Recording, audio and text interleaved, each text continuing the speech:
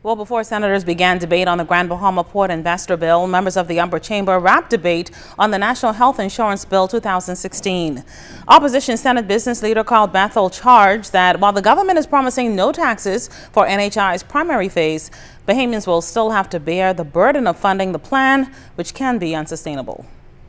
Clear as crystal, clear as daylight, and as clear as a piece of crystal in the daylight, that this is going to be funded by taxes.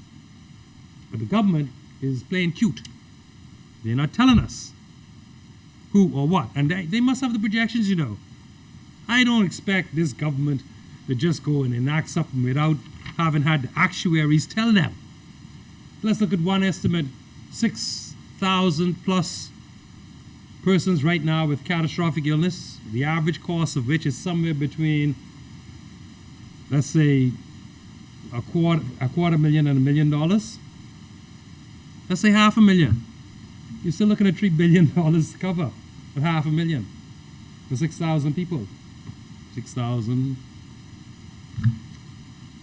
If it's $1 million, you blow the bank. You blow everything you have on healthcare.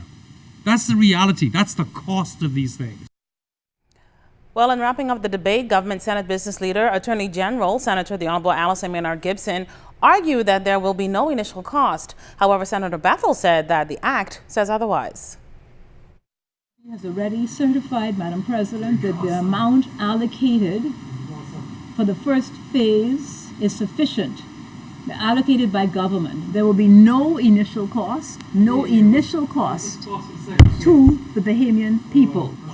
And KPMG initial cost has already, and also KPMG and PwC, Madam President. Sorry, but to say there'll be no costs, no additional costs is not accurate, because in the bill itself, when someone enrolls, they are liable to pay contributions, and the contributions are payment towards the cost of the services for that beneficiary.